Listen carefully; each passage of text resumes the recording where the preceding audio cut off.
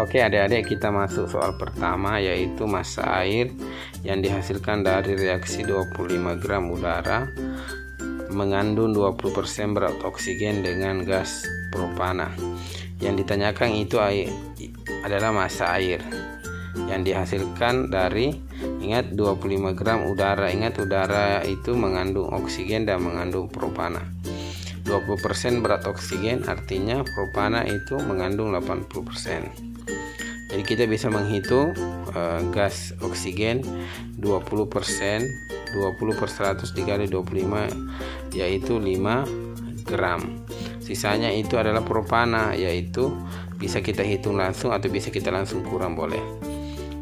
Jawabannya yaitu 20, karena kalau 25 dikurang 5 yaitu 20. Kemudian kita masuk menyetarakan ya, atau kita menuliskan dulu reaksi kimianya. C3H8 ditambah O2 menghasilkan CO2 ditambah dengan H2O. Kemudian kita setarakan C-nya sebelah kiri berapa dan H-nya sebelah kiri dan sebelah kanan berapa. C-nya 3 di sebelah kiri, di sebelah kanan ada 1. Karena 1 kita kali 3 yaitu 3 CO2. Kemudian H-nya ada 8 di sebelah kiri, sebelah kanan cuma 2. Jadi kita kali 4. Jadi 4H2O. Kemudian kita setarakan oksigennya. Di sebelah kanan kalau kita hitung oksigennya ada 10, di sebelah kiri cuma 2, jadi kita kali 5. Jadi setara. Kemudian kita mencari mol pembatas ya. Jadi saya langsung prediksikan mol pembatasnya yaitu oksigen, karena koefisien propana itu 1, oksigen ada 5. Setelah kita mencari mol, nanti kita bagi dengan koefisien yang mana paling terkecil. Jadi semakin besar pembagi, nilainya akan semakin kecil. Jadi langsung saya prediksi ke bawah, jadi mol pembatas itu adalah oksigen. Kemudian kita mencari mol oksigen yaitu 5 dibagi dengan 32. 32 itu adalah mR-nya ya. Menghasilkan 0,156 mol. Setelah itu kita mencari mol H2O dengan membandingkan koefisiennya 4/5. 4 koefisiennya ya air atau H2O per 5 dikali dengan mol oksigen 0,156 menghasilkan 0,125 mol. Setelah itu kita bisa mencari massa H2O dengan rumus mol dikali mR menghasilkan 0,125 mol dikali 18 sama dengan 2,25 gram. Oke, itu jawabannya. Tapi yakin dan percaya kalau kita menggunakan rumus ini kita akan kehabisan waktu untuk menghitung, mengali dan membagi. Jadi cara cepatnya untuk adik-adik supaya mudah mengerjakan dan cepat menyelesaikan, jangan pernah mengali atau membagi dahulu sebelum kita tulis semua angkanya ya. Contohnya 5 gram per 32. Jadi tidak boleh kita bagi 5 dibagi 32. Kita kali lagi dengan koefisien karena kita mau mencari mol H2O. Setelah itu didapat mol H2O, jadi jangan kita mengali. Kemudian kita cari massanya dengan cara mengali ya, 18 mR-nya.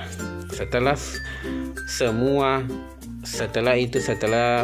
telah ditulis, baru kita bisa perkalian dan pembagian, karena 5 dengan 5 itu bisa ditiadakan. Kemudian 4 dengan 32 itu bisa 4 bagi 4 1, 32 bagi 4 itu 8. Bisa langsung 18 dibagi 8. Ingat adik-adik, 18 dibagi 8 itu adalah 2 koma. Ingat, jangan pernah menghitung angka di belakang koma kalau sudah ada jawabannya. Misalnya kan pilihannya ada 2,25, tidak ada yang lain. B, C itu tidak ada 2 koma, cuma A yang ada. Jadi pasti jawabannya 2,25. Jadi cukup satu angka saja kita hitung, kita bisa tahu jawabannya, karena pilihannya tidak ada yang lain selain A yang 2 koma. Jadi jawabannya adalah 2,25 gram. Itu tips dari saya ya. Jadi jangan pernah mengali dulu sebelum kita tulis semua angkanya. Kemudian kita masuk soal yang kedua. Senyawa kimia pertama dari unsur gas diperoleh pada 1962. Sejak itu beberapa senyawa diperoleh dan dikarakterisasi. Rumus empiris senyawa yang terdiri dari 67,2% Fe dan 32,8% oksigen. Jika berat atom Xe 131,24 dan oksigen itu 16. Ingat adik-adik, rumus empiris itu mudah. Cuma kita pembagian massa atau persen massa dibagi dengan airnya berbanding dengan persen massa dengan air unsur yang lain. Contohnya, persen massa Xe dibagi dengan air Xe sama dengan, atau kita bandingkan dengan persen massa oksigen dengan air oksigen. Langsung kita tulis berapa persen Xe, yaitu 67,2, airnya 131,24, kemudian persen massa oksigen 32,8 per 16 airnya. Ingat adik-adik, terkadang kita pusing tentang koma. Ingat, jadi kalau kita menghitung tidak usah terlalu pusing dengan koma, cukup kita penafsiran saja. Atau kita pembulatan boleh. 67,2 kita bulatkan saja jadi 67, 131,24 kita bisa bulatkan jadi 131, 32,8 bisa kita bulatkan jadi 32 atau 33. Kemudian 16 ya, nilainya 16. Bisa kita langsung bagi. Pembagiannya itu tidak boleh kita bisa coret ya. Misalnya 67,67 dibagi 67 1. 131 itu kalau kita bagi dengan 67 sekitar 2. Jadi kita langsung bisa tulis 1 berbanding 2. Kemudian 32,8 atau 16 bisa dicoret. 16 bagi 16 itu 1. 32 itu bisa dibagi 16 yaitu 2. Jadi perbandingannya adalah 1/2 berbanding 2/1. Setelah itu bisa kita langsung kali silang ya. Jadi 1 dikali dengan 1, 2 dikali dengan 2 ya. Jadi atas sebelah kiri dikali dengan sebelah bawahnya. Sebelah kiri bawah dikali dengan sebelah atasnya, sebelah kanan atas. Jadi jawabannya adalah 1 berbanding 4. Artinya 1 Se oksigen ada 4. Jadi jawabannya itu adalah SeO4, yaitu bagian B. SeO4 itulah jawabannya. Oke adik-adik, jadi caranya mudah ya. Jadi tipsnya jangan pusing dengan koma ya. Oke adik-adik, kita masuk soal yang ketiga, yaitu senyawa berikut yang dapat membentuk ikatan hidrogen antar molekul adalah: pertama HF, CH3, CH2OH, H2O, CH3O, CH3. Ingat adik-adik, soal ini jika jawaban 1 dan 2 dan 3 benar, jawabannya adalah A. Kemudian jika 1 dan 3 benar, jawabannya B. Jika 2 dan 4 benar, jawabannya C. Jika 4 benar, jawabannya D. Dan jika 1, 2, 3 dan 4 benar, jawabannya E. Jadi ingat adik-adik, ikatan hidrogen antar molekul itu, ingat ikatan hidrogen itu adalah HF, H2O, NH3 dan CH3OH. Jadi HF masuk, kemudian CH3, CH2OH bukan, H2O masuk, kemudian 4 CH3O, CH3 tidak masuk. Jadi jawabannya adalah 1 dan 3. Ingat 1 dan 3 itu adalah B. Kemudian kita masuk soal yang keempat adik-adik, yaitu unsur X dengan nomor atom 13 akan membentuk senyawa klorida dengan rumus. Ingat, klorida itu adalah golongan 7. Golongan 7 itu memiliki atau membutuhkan 1. Jadi kalau membutuhkan 1 nilainya pasti minus ya. Jadi klorida itu atau Cl minus 1. Kemudian unsur X dengan nomor atom 13. Ingat, unsur X itu 13, artinya 2, kalau kita tulis konfigurasinya 283, jadi cenderung melepaskan 3 dibandingkan menerima 5 supaya bisa oktet ya, jadi cenderung 8. Jadi semua unsur itu untuk stabil atau mulia dia harus mengikuti gas mulia, yaitu elektron valensinya 8. Oke. Jadi 283 itu cenderung melepaskan 3. Kalau melepaskan 3 itu adalah X plus 3. Jadi ketika X plus 3 ketemu dengan Cl-1 plus 3 itu membutuhkan 3 orang untuk diberikan, kemudian Cl cuma 1. Jadi dia harus ada 3 orang Cl ini, jadi harus ada 3 Cl supaya bisa menerima. Atau cara cepatnya cukup saja, kalau plus 3 kita tulis Cl 3, kalau Cl minus 1 tulis 1 di Xe, cukup dikali silang. Nah, itu cara cepatnya atau tips untuk menentukan senyawanya ya. Oke adik-adik, jadi jawabannya itu adalah XCl3, yaitu XCl3.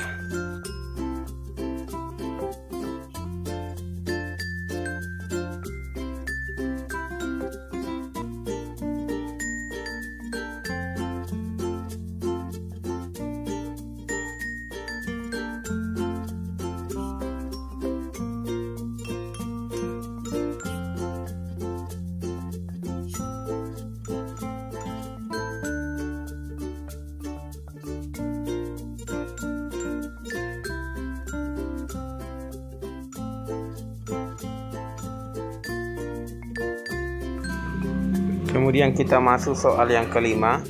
Gas A dengan tekanan 4 atmosfer diberi katalis sehingga terurai menjadi gas B. Reaksinya A, reaksi setimbang 2B, kemudian Kp 4/3. Tekanan total campuran gas-gas pada kesetimbangan adalah. Jika ada soal begini, kita harus dulu menulis reaksinya ya. Jadi A dalam kesetimbangan menghasilkan 2B. Ingat adik-adik, jadi kalau ini kita harus menulis ada namanya mula-mula reaksi dan hasil reaksi. Jadi mula-mula itu ada 4 tekanannya ya, 4 atmosfer. Kemudian bereaksi itu A, jadi kita umpamakan A ya. Kemudian di B itu A juga, tapi koefisiennya 2, makanya kita kali 2A.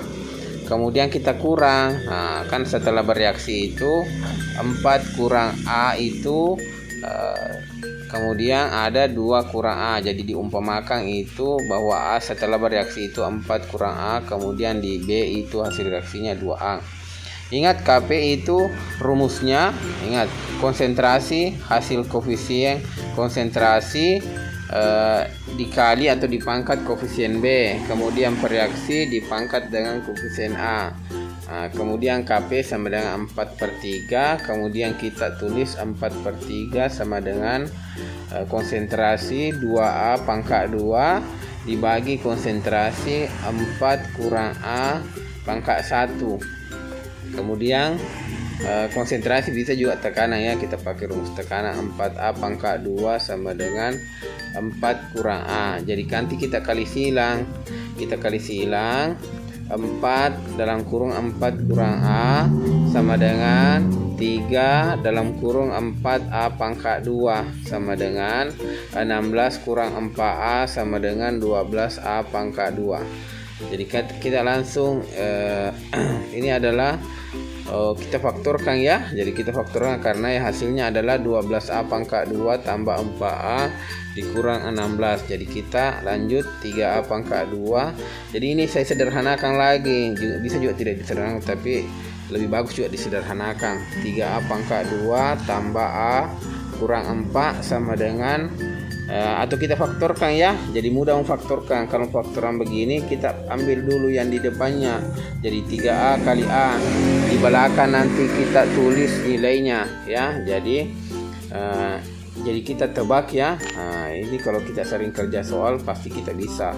3A tambah 4 dalam kurung balas kurung juga ya. Kemudian A kurang 1. Jadi kita tes betul tidak. Nah, setelah dites, oh betul. Ingat kalau plus kita kasih keluar 4 dia minus. Jadi A, jadi nilai A1 itu minus 4/3. Untuk A kedua itu plus 1. Yang mana kita ambil? Ya, tidak mungkin kita ambil minus. Jadi pasti kita ambil 1. Jadi A itu sama dengan 1, baru kita substitusi di A. Jadi 4 kurang 1 itu 3, ditambah 2 kali 1 2, jadi kita tambah 3 tambah 2 sama dengan 5. Jadi jawabannya adalah 5 ya. Ingat adik-adik, untuk mengerjakan soal seperti ini tipsnya harus tahu reaksi dan rumus ya. Jadi ingat adik-adik, selalu reaksinya ada disebut dengan mula-mula, baik itu tekanan mula-mula, baik itu mol mula-mula ya. Jadi baik itu tekanan bisa ada mula-mulanya, kemudian mol ada mula-mula, kemudian yang bereaksi dan hasil reaksinya ya. Kemudian kita harus tahu juga rumus yang akan dipakai dan harus kita hafal ya adik-adik, seperti KP. Ingat hasil KP itu rumusnya adalah hasil dibagi dengan koefisien hasil ya, koefisien B sama dengan koefisien hasil. Kemudian reaksi itu dibagi atau dipangkatkan dengan koefisien A atau koefisien reaksinya. Nah, itu. Kemudian harus jauh juga bagaimana hitungan-hitungan cepat seperti ini kan pemfaktoran. Tipsnya kalau untuk pemfaktoran ini kan 12A pangkat 2 tambah 4A kurang 16. Usahakan pemfaktorannya itu lebih sederhana biar kita bisa menghitung dengan cepat. Kemudian kita masuk soal yang ke-6. Untuk memperoleh larutan dengan konsentrasi tepat 0,5 molal, maka 125 gram CuSO4 dikali 5H2O hanya 1, O-nya 16, S-nya 32, Cu-nya 64. Dilarutkan dalam air sebanyak. Ingat adik-adik, tips dari kakak di sini harus mengetahui rumus ya, harus mengetahui rumus. Jadi rumusnya yaitu, ingat rumus molal kita pelajari di kelas 1, kelas 2 dan kelas 3. Ini selalu dipakai di kelas 1, kelas 2 dan kelas 3 ya. Masanya itu molalnya itu rumusnya yaitu massa dibagi mR dikali 1000 per massa campuran ya. Jadi massa campuran. Jadi apa yang tidak ada di sini? Nah, molal sudah ada, massa sudah ada. Yang dicari M campuran, yang dicari itu lagi adalah MR. Kan MR itu bisa kita hitung ya. Ingat kalau menghitung MR itu kan ada AR-nya. Jadi H1O16 S32 Cu64. Kita hitung saja MR-nya 64, Cu, S-nya 32, O-nya 4 kali 16 karena AR O16 ditambah 5 kali 18. 5 karena H2O itu, ingat H2O itu adalah 18. Jadi ditambah 64 ditambah 32 ditambah 64 tambah 80 sama dengan 250. Kemudian kita masuk ke rumus lagi molal. Nah, molal tadi kita ubah karena yang ditanyakan adalah airnya. Air itu adalah massa campuran, kita ubah rumusnya. Nah, jadi M campuran sama dengan massa per MR dikali 1000 per molal. Baru kita substitusi 125 gram dibagi dengan 250. 250 itu adalah MR dikali dengan 1000 dibagi 0,5. Ingat kalau saya cenderung saja coret ya, bagi 0 dicoret dengan 0. Kemudian 125 dengan 25 itu 3. Kemudian 125 dengan 25 itu 5. Kemudian 5 dengan 5 itu dicoret lagi. Nah, sekarang sekarang nilainya adalah tinggal 1000. Jadi jawabannya adalah 1000. Jadi jawabannya itu adalah D, 1000 gram air atau sama dengan 1 kilogram ya. Jadi terkadang ini 1 kilogram tidak ada jawabannya, ada biasanya juga dituliskan 1 liter, tapi harus ada massa jenis. Kemudian kita masuk soal ke-7. Asam metanoat memberikan endapan merah bata jika ditetesi larutan Vehlen, sebab asam metanoat mengandung gugus karboksil. Ingat, soal 7 ini adalah soal sebab akibat ya. Jadi ingat, jadi ketika A itu ingat, jadi kalau pilihannya itu A itu pernyataan benar, alasan benar, keduanya menunjukkan hubungan sebab akibat. Jadi kalau tidak ada sebab akibatnya itu bagian B ya. Jadi A itu benar-benar ada sebab akibat. Kalau B pernyataan benar tapi tidak berkaitan, tidak ada hubungan sebab akibat. Ya, jawabannya B. Jadi kita harus ada trik-trik cepat juga untuk menjawab ini. Kemudian C itu pernyataan benar dan alasan salah. Kemudian D pernyataan salah dan alasan pun benar. Kalau E pernyataan dan alasan salah. Nah, kita mulai melihat ya bagaimana pernyataan pertama. Asam metanoat memberikan endapan merah bata jika ditetesi larutan Vehlen. Ingat, larutan Vehlen itu akan bereaksi dengan monosakarida, yaitu kebanyakan glukosa, fruktosa, galaktosa, dan disakarida, laktosa, dan maltosa yang memiliki gugus aldehid dan keton bebas. Ingat, asam metanoat itu tidak memiliki gugus aldehid dan keton bebas. Oke, jadi pernyataan pertama salah. Sebabnya asam metanoat mengandung gugus karboksil. Betul. Ingat, asam metanoat itu HCOOH. Ini biasanya juga disebut dengan asam semut ya. Ya, jadi ini asam paling sederhana, HCOOH. Ingat, gugus karboksil itu adalah COOH. Ada tidak COOH-nya? Ada, teman-teman. Oke, adik-adik. Jadi pernyataan pertama salah, sebabnya betul. Jawabannya adalah D, pernyataan salah dan alasan benar ya, alasan benar. Oke.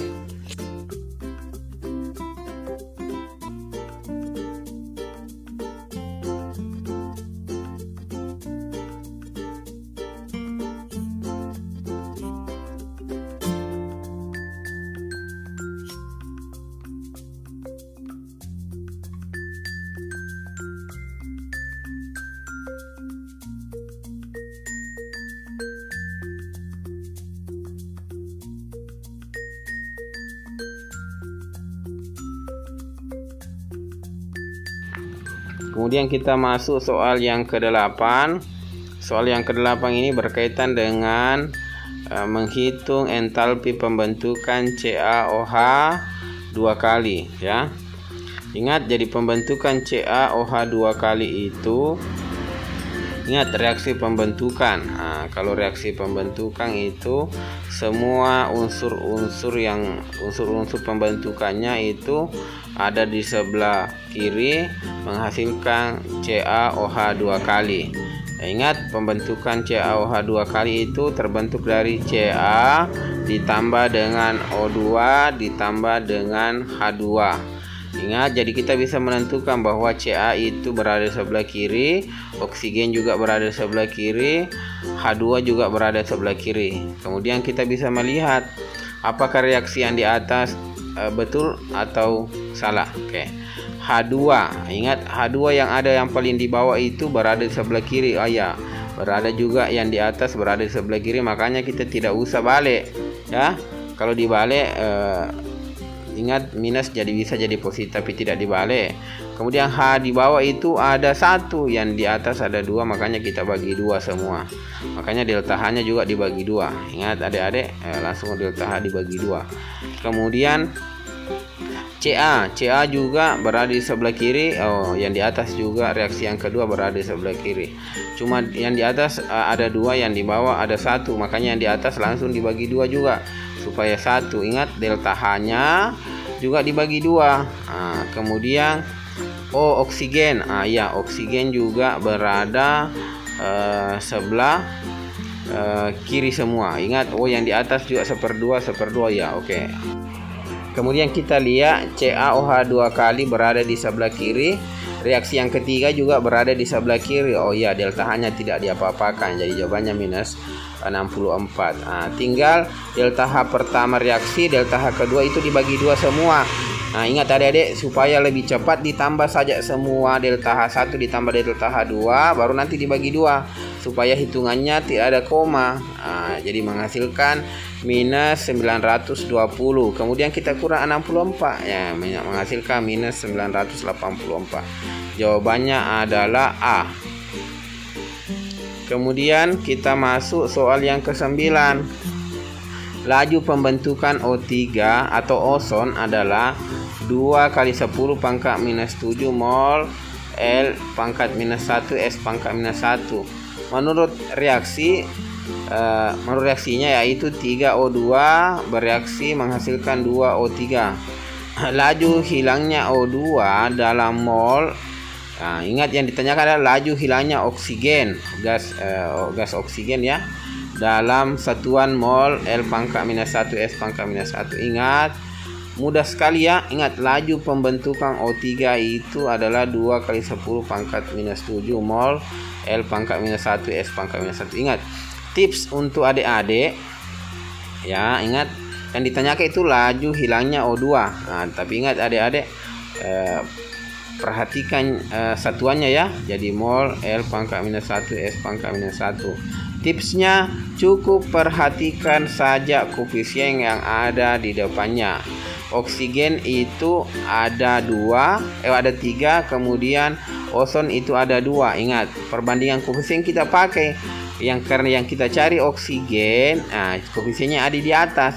3/2 dikali dengan konsentrasi ya, atau laju reaksinya ozon ya. Jadi 3/2 dikali 2 kali 10 pangkat minus 7 mol L pangkat minus 1 S pangkat minus 1. Kira-kira berapa jawabannya? Jawabannya adalah 4,5 ya. Ingat, 4,5. Jawabannya jawabannya adalah 3 ya, karena kita coret saja ya. 2 dengan 2 menghasilkan 1 kali 3 3. Jadi jawabannya adalah 3 kali 10 pangkat minus 7. Itu adalah E.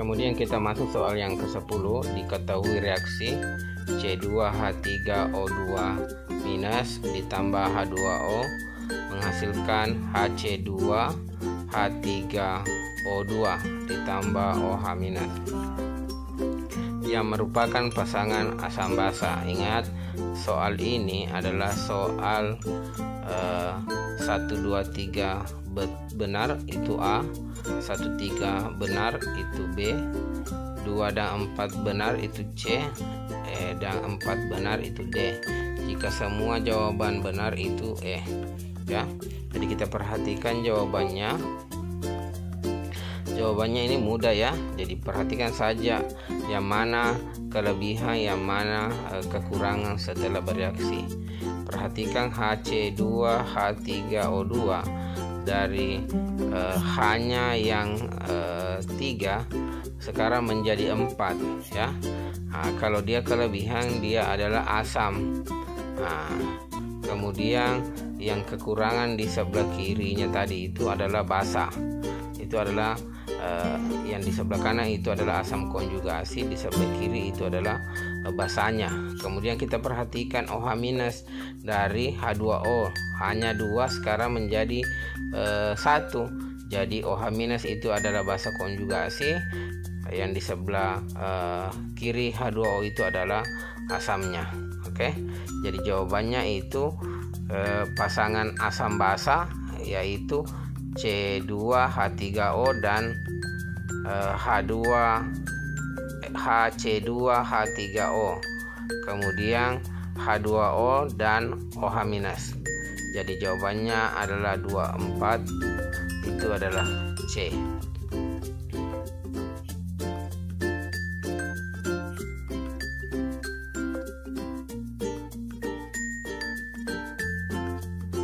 Oke adik-adik, itulah soal asli SNPTN tahun 2021 dengan pembahasan dan cara cepat dan tepat untuk mengerjakan soal kimia.